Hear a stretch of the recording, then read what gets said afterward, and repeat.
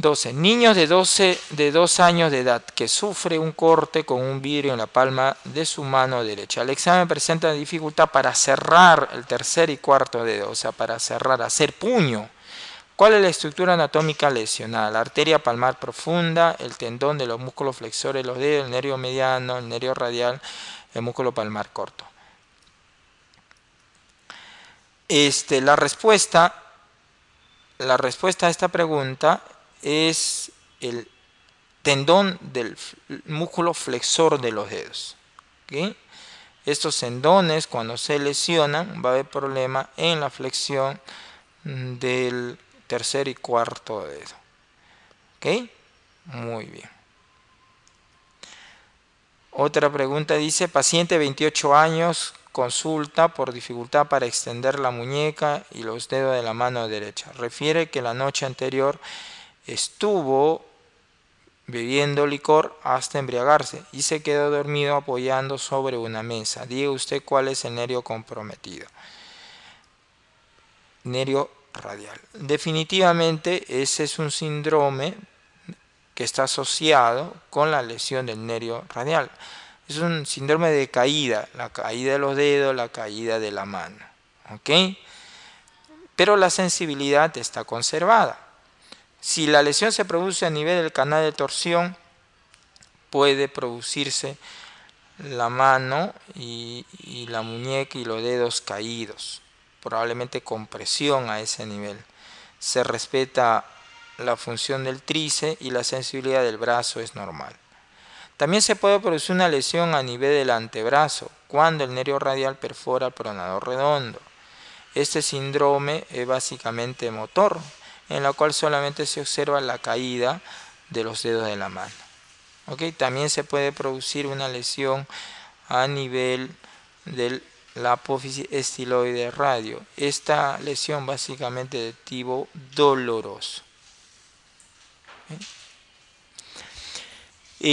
Aquí vemos en este gráfico el trayecto del nervio radial a nivel de esta superficie ósea, está bastante adherido, que es en el canal de torsión, síndrome de caída de la mano, de los dedos de la mano. Si se produce a nivel del pronador redondo, aquí está el pronador redondo, que también, o a nivel del anconio, entre el anconio y el pronador redondo, también vamos a ver que se puede producir lesiones de tipo motor del nervio radial. ¿Okay? Muy bien. 14. ¿Qué nervio se afecta en una fractura que compromete el canal de torsión del húmero? De hecho, ya lo volvemos a repetir, si hay una fractura del canal de torsión que es a nivel de tercio medio, el nervio afectado es el nervio radial. ¿Okay? No el nervio mediano, porque su viaje es básicamente medial en el antebrazo, el circunflejo, es el llamado también nervio axilar, básicamente da inervación motora y sensitiva al hombro, al deltoides, que es el músculo, y al redondo menor. No hay un nervio cutáneo a ese nivel, ni el nervio cubital viaja prácticamente en la parte posterior. ¿Okay? Bastante un poco distante de las zonas óseas y llega a nivel del canal epitroclear. La otra pregunta dice, en una lesión del canal epitroclear olecrocraniano se afecta el nervio. Bueno, el nervio afectado a nivel de este canal epitrocleano olecraniano es ya conocido, no se produce un golpe de ese nivel donde hay escasez de tejido blando. Ahí se encuentra el nervio cubital. Cualquier lesión a ese canal vamos a ver siempre al nervio cubital, y ese nervio cubital siempre viaja con una rama de las arterias, ¿ya?, del circuito epitroclear. Hay arterias, ahí son las recurrentes cubitales, siempre viaja a ese nivel. El músculo oponente del pulgar está inervado por ¿qué nervio? El músculo oponente del pulgar forma parte de la región tenar de la mano. Los músculos tenares de la mano en su totalidad frecuentemente, está inervado por el nervio recurrente del mediano.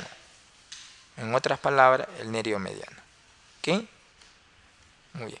Mientras que la región hipotenar está inervado por el nervio cubital. Conceptos muy importantes que hay que tener en cuenta porque se puede preguntar en el examen. Aquí tenemos el músculo oponente del pulgar, ahí está el oponente. Primero es el músculo aductor corto, ¿okay? El aductor corto. Luego tenemos el flexor corto del pulgar. Luego tenemos el oponente del pulgar. Y finalmente el abductor del pulgar. ¿Ok? Todos esos músculos están inervados por el nervio mediano. Este es el abductor corto y este es el aductor corto del pulgar. Una vez más, aquí tenemos, este es el nervio mediano, se va a encargar de dar una rama para el oponente del pulgar. Ahora tenemos también, este es un músculo profundo de la región tenar, que es el aductor del pulgar. ¿Okay? Este aductor del pulgar tiene dos porciones, una porción oblicua y una porción horizontal. ¿Okay? Que participan mucho en la función de prensión del pulgar.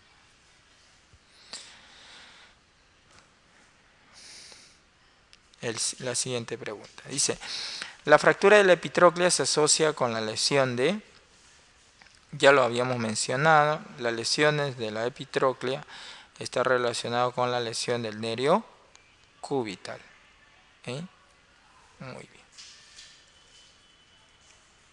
Aquí vemos la zona epitroclear y por detrás de la zona epitroclear pasa el nervio cubital. Cualquier lesión del codo en la zona medial, siempre hay que sospechar la lesión del nervio cubital. Conjuntamente con el nervio cubital viajan algunas arterias, las recurrentes cubitales, que forman parte del circuito arterial periepitroclear o llamado también circuito arterial del codo. La 18. En el canal del pulso está limitado por los tendones de los músculos y su contenido es el canal del pulso, es importante, está formado por dos músculos. ¿Okay? Aquí tenemos. La pregunta 19 también está en relación a esta pregunta. Dice, indicar los músculos que forman el canal del pulso. Entonces, con este gráfico vamos a ver que el canal del pulso está formado por este músculo que es el famoso músculo supinador largo, llamado también braquirradial. Y el otro músculo, este es este músculo que es el palmar mayor, llamado también músculo flexor radial del carpo. ¿Ok? Tanto el palmar mayor como el supinador largo van a formar, ojo, van a formar el canal del pulso. Y en ese canal del pulso va a viajar la arteria radial. ¿Ok? La arteria radial. Entonces, la pregunta dice, indicar los músculos que forman el canal del pulso, supinador largo y palmar mayor. ¿Ok? La otra pregunta dice que el canal del pulso está limitado por los tendones de los músculos supinador largo y palmar mayor. ¿Y qué arteria pasa? La arteria radial. ¿Ok? Muy bien. 20. El músculo sartorio está inervado por el nervio. Este músculo es el más superficial de la cara anterior del músculo. ¿Okay? Es un músculo acintado, ¿ya? Cuya inserción es a nivel de la espina ilíaca anterosuperior, ¿okay? Hasta la zona del cóndilo medial. ¿Okay? Entonces recorre de un extremo a otro. y se va a unir a otros dos músculos formando así una estructura tendinosa llamada la famosa pata de ganso. ¿Ok? Con el semitendinoso y recto interno. Entonces este músculo está inervado. Todos los músculos de la cara anterior del muslo tienen ramas motoras y sensitivas de un nervio de esa área, que es su territorio, que es el nervio femoral o nervio crural. La respuesta es nervio femoral. Aquí tenemos, vean ustedes, el nervio femoral o nervio crural saliendo del conducto femoral, del canal femoral, y envía una rama motora y sensitiva para este músculo acintado que es el sartorio. ¿Ok? Después acá vean ustedes cómo el nervio crural envía una rama que va a viajar con la arteria femoral profunda, que es el nervio safeno. 21. En la fractura de cadera intracapsular cuello femoral desplazada se produce frecuentemente ruptura de la arteria del ligamento etéreo, sí se produce. Necrosis vascular de la cabeza femoral, pero dice frecuentemente. Necrosis avascular de la cabeza femoral. Ruptura de la arteria femoral profunda, no. Necrosis vascular del trocánter mayor, tampoco. Ruptura de la cápsula articular. Puede ocurrir, pero acá dice intracapsular. Generalmente no ocurre, no es frecuente. Vean ustedes acá que como la cabeza del fémur es una estructura bastante irrigada, pero esta irrigación es bastante proclive o frágil a cualquier traumatismo. Su lesión no tiene muchos mecanismos de suplencia, por lo tanto, se produce la necrosis de la cabeza del fémur. ¿Cómo está irrigado la cabeza del fémur? La cabeza del fémur está irrigado por un circuito arterial formado por las circunflejas femorales. La arteria circunfleja femoral lateral y la arteria anterior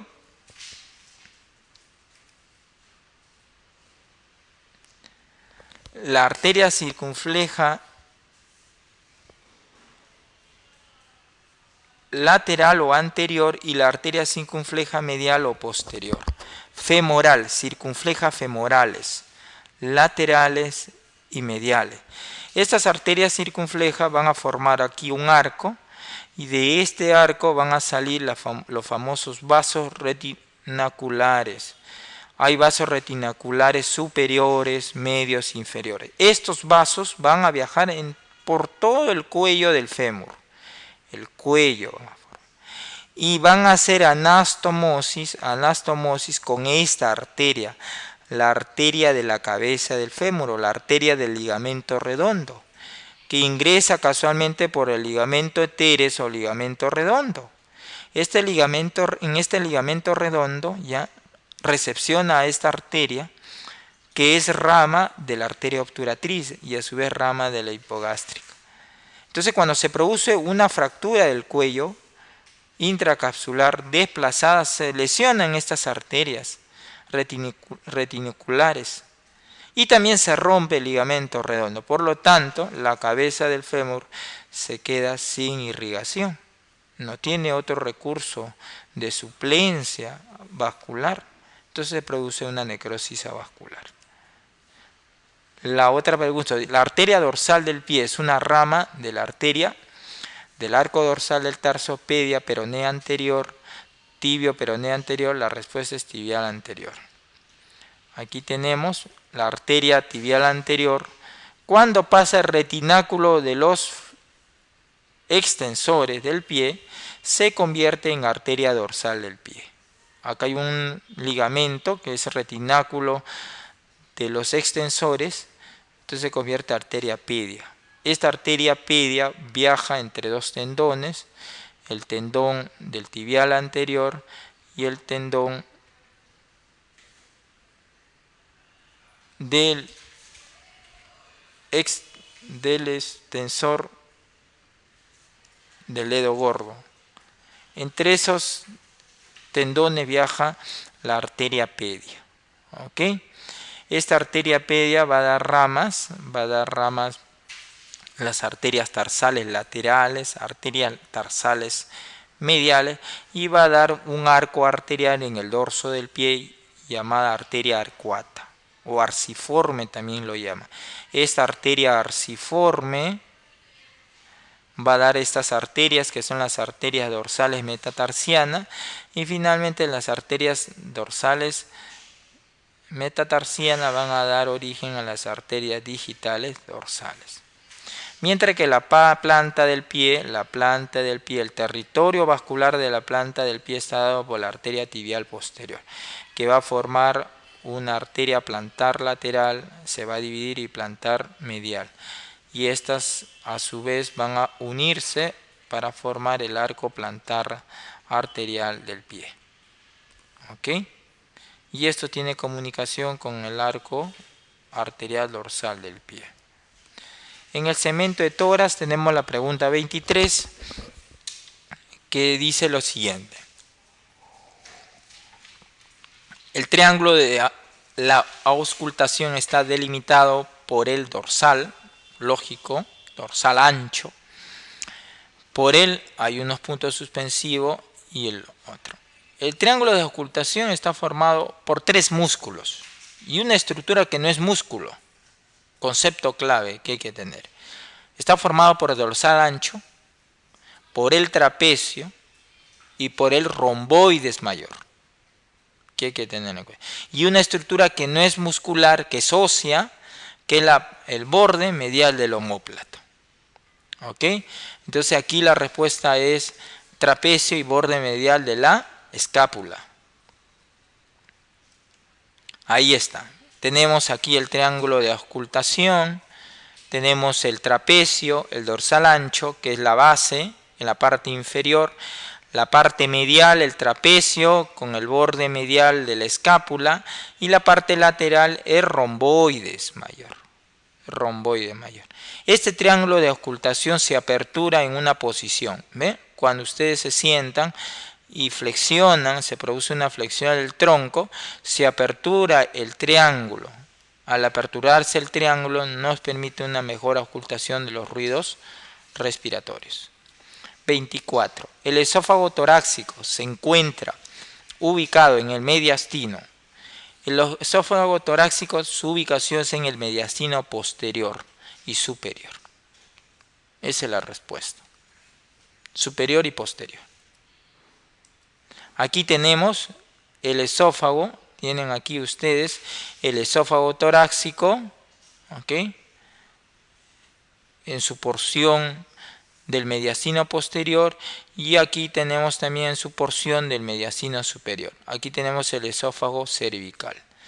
Conjuntamente con el esófago hay órganos que ocupan el mediastino posterior, que es el nervio vago, ¿ok? Formándose ya así los troncos vagales anteriores y posteriores. Tenemos la aorta torácica, tenemos el conducto torácico y tenemos la vena ácido mayor y hemiácido. Todas estas estructuras con la cadena simpática van a alojarse en el mediastino posterior y superior. Aquí tenemos mediastino anterior, mediastino medio, mediastino posterior inferior y mediastino superior. Y en el mediastino posterior y superior se va a alojar el esófago, ¿ok? Con las estructuras que le he mencionado. Con respecto al abdomen, la pregunta 25. En un paciente de edad avanzada con trombosis completa del tronco celíaco, ¿cuál de los siguientes órganos mantiene su irrigación? Vesícula biliar, hígado, vaso, intestino, estómago. Respuesta es el intestino. ¿Por qué? Porque el tronco celíaco va a dar 3 ramas. ¿Sí? Se origina de la aorta abdominal, ¿ok? Tiene un tronco bastante corto de origen, como máximo 1 centímetro, ¿ok?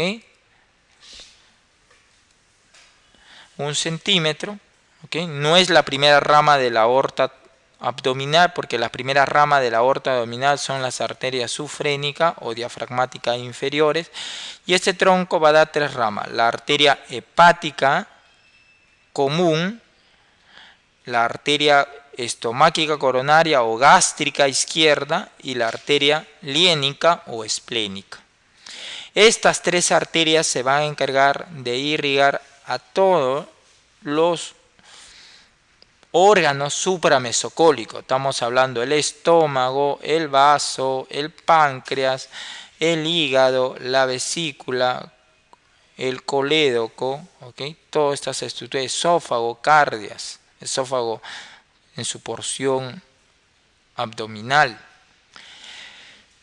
Y no va a irrigar los órganos inframesocólicos, que vienen a ser las asas intestinales delgada y gruesa. ¿Ok? Muy bien. 26. Se define como arteria hernia inguinal directa cuando ésta protruye por dentro de los vasos epigásтрicos, canal inguinal, triángulo de Hasselbalch, una hernia incisional o llamada también ventiración o piso pélvico. La respuesta es que existen 2 tipos de hernias inguinales, directa e indirecta. ¿Ok? Triángulo de Hasselbalch. Aquí vemos, por ejemplo, este triángulo de Hasselbalch está formado, su pared medial, el borde externo del recto abdominal, el músculo, en la parte inferior lo forma también el tendón conjunto. Tenemos también el ligamento inguinal y los vasos epigástricos inferiores profundos. En esta zona es un punto de debilidad porque el piso del triángulo de Hasselbalch, que está aquí, solamente encontramos la fascia transversal y la grasa preperitoneal. No tenemos más pared. Entonces, por esa zona es frecuente también la aparición de hernias. Estas hernias serían hernias inguinales directas. O hernias que están por dentro de los vasos epigástricos inferiores. En cambio, las hernias que aparecen por fuera de los vasos epigástricos inferiores son las hernias inguinales indirectas, porque por fuera vamos a encontrar el conducto inguinal y el agujero inguinal profundo, por donde van a también protruir contenido de la cavidad abdominal formando las famosas hernias inguinales indirectas. Muy bien. La pregunta 27 que dice, la válvula de Henster se encuentra en duodeno, yeyuno, conducto cístico, colon ascendente, apéndice secal. En el duodeno vamos a encontrar las válvulas conniventes, ¿ok? En el yeyuno también válvulas conniventes, ¿ok? En el conducto cístico vamos a encontrar la válvula de Henster. En el colon ascendente vamos a encontrar válvulas también, ¿ya? Válvulas circulares o semicirculares, ¿ok? Y en el apéndice secal también una válvula del apéndice secal, ¿ok? En el orificio del apéndice secal.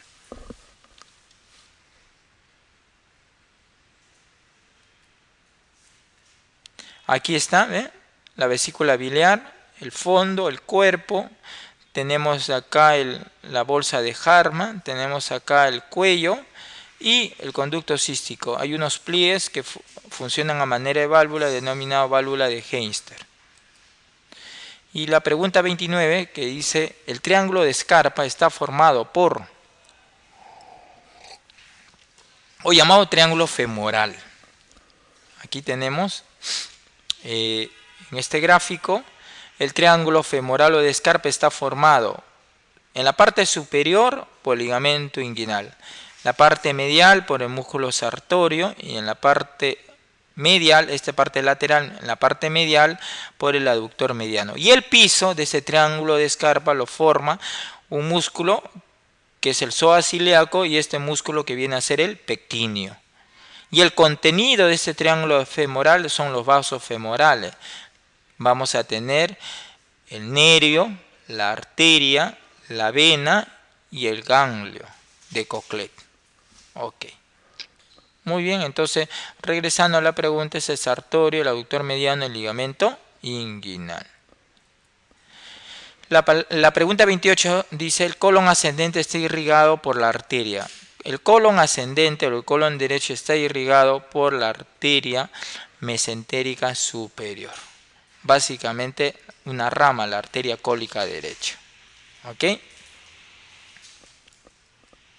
Aquí tenemos el colon ascendente. El colon ascendente va a recibir una irrigación de la mesentérica superior. La mesentérica superior tiene un tronco que es el tronco ilio, biseco, apéndico cólico, porque va a dar las arterias secales anteriores y posteriores, va a dar la arteria apendicular y va a dar una arteria, ¿ya?, que se va a unir con la arteria ileal, o sea, la arteria ileal, una rama ileal, para formar un circuito anastomótico, y va a dar la arteria cólica derecha. Perdón, la arteria, esta es la arteria cólica, va a dar la arteria cólica y va a dar una rama cólica que se va a unir con la arteria cólica derecha. Esta cólica derecha da una rama descendente y una rama ascendente. La rama ascendente se le conoce como ramo marginal, que se va a anastomosar con la cólica media, ¿ya?, con su rama descendente, formando así un circuito arterial en caso de emergencia. Muy bien. Con respecto a la pregunta 30, que es de pelvis, dice, establezca la secuencia anatómica correcta de la trompa de Falopio desde el útero. Intersticio, ampolla, fimbria, istmo. Yo creo que con este gráfico vamos a fijar.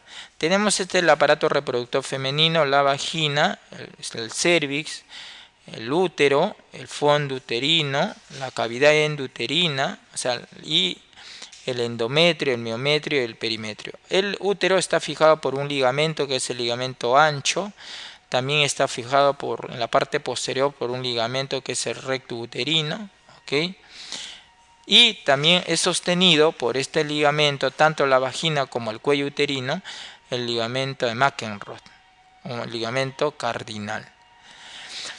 También al útero, a nivel de los cuernos del útero, viene un ligamento que es el ligamento redondo. ¿Okay?